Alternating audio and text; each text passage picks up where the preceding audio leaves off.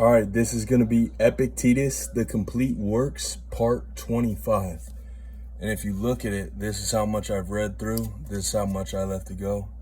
And I'm pretty happy about that, honestly.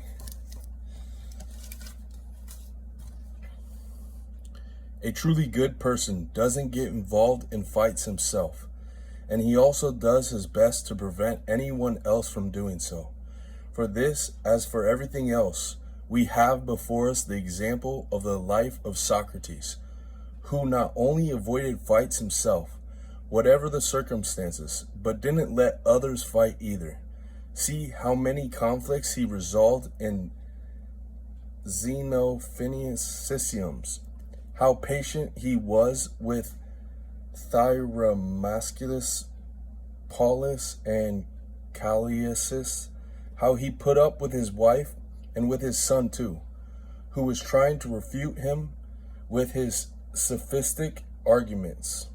He knew, you see, beyond the shadow of a doubt, that no one can be the master of anyone else's command center, and so he didn't wish for anything that wasn't his.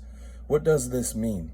That a person shouldn't try to get others to act in accordance with nature, because that isn't up to him.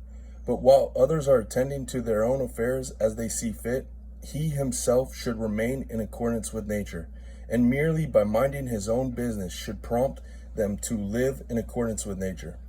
This is the constant aim of a truly good person. Does he aim for a praetorship? No. But if he ends up a praetor, he aims to safeguard his command center in those circumstances. Does he aim for marriage? No. But if he ends up married, he aims to keep his command center in accordance with nature in those circumstances. But if he wants his son or wife never to be at fault, he's wanting something to be up to him that's not up to him. And the process of education is precisely the process of learning what is and isn't up to us. How can there be any trace of pugnacity in such a person? He's not going to be shocked by anything that happens, is he? Nothing can seem strange to him, can it? Doesn't he expect worse and harsher treatment at the hands of bad people than he actually receives? Doesn't he count as it as gain whenever they fall short of the full extent of their wickedness? So-and-so railed at me. I'm very grateful to him for not hitting me, but he hit me as well. I'm very grateful that he didn't injure me, but he injured me as well. I'm very grateful that he didn't kill me. I mean, has a bad person ever done anyone explain to him that a human being is a tame animal, a sociable creature, and that the very act of doing wrong does a great deal of harm to the wrongdoer?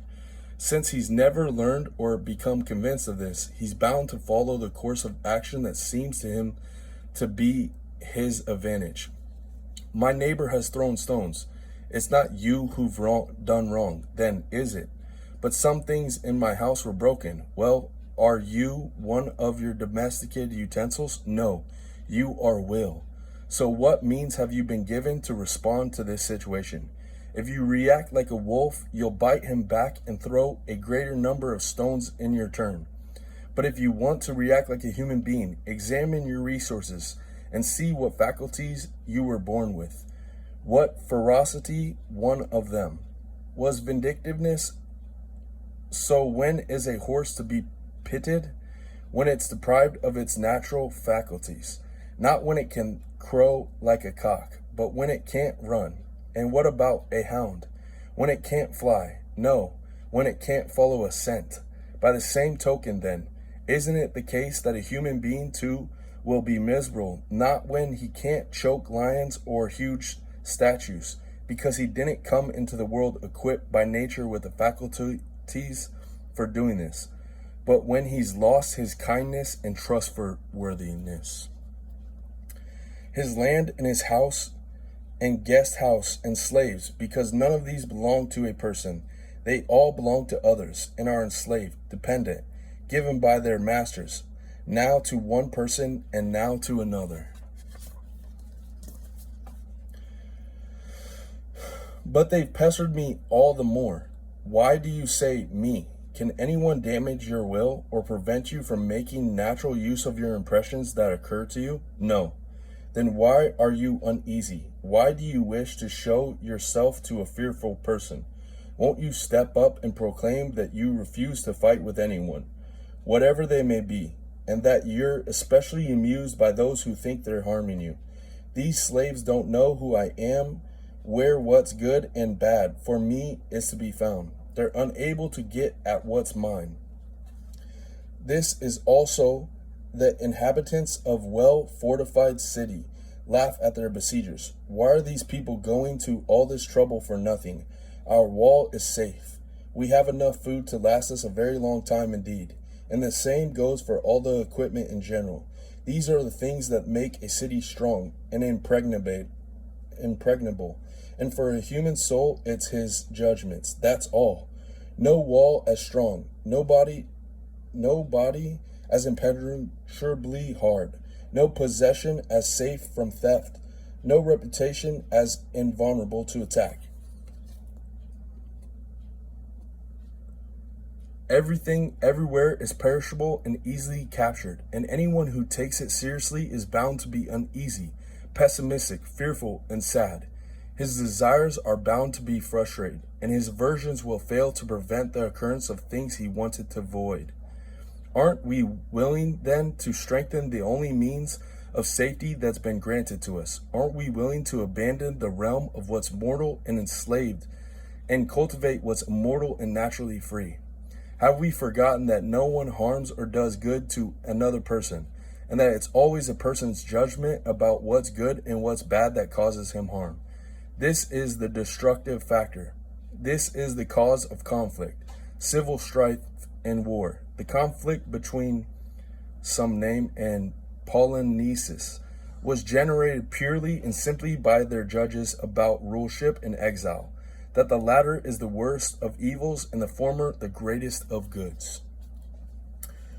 But if right use of will is the only thing that's good and wrong use of will the only thing that's bad, how could conflict arise or the trading of insults? What would the fight be about? About things that are nothing to us? Hardly. And whom would we fight? Those who are ignorant, those who are unfortunate, those who hold false beliefs about matters of supreme importance? It was because Socrates bore this in mind in his domestic life that he can endure a thorough shrewish wife and a rude son. I mean, now did her bad temper manifest? I'm pouring as much water over his head as she wanted and is stamping on the cake. But how can that bother me? If I believe that these things have nothing to do with me, that's my job, and neither tyrant nor master can impede me against my will, nor can crowd, though I'm just one man, nor can a stronger person, though I'm weaker, because will has been given to each of us by God to be unimpeded. The products of these ideas are harmony in the household, concord in the state, and international peace. And they make a man grateful to God and confident that whatever the circumstances he's faced with things that are not his and are worthless. But while these are matters we're capable of writing and reading about, and we can see their importance as we read about them, we're nowhere near being convinced of them. So the saying about the Spartans, lions at home, but foxes at Ephesus, applies to us too. We're lions in the classroom, but foxes outside. I think that's a good stopping point.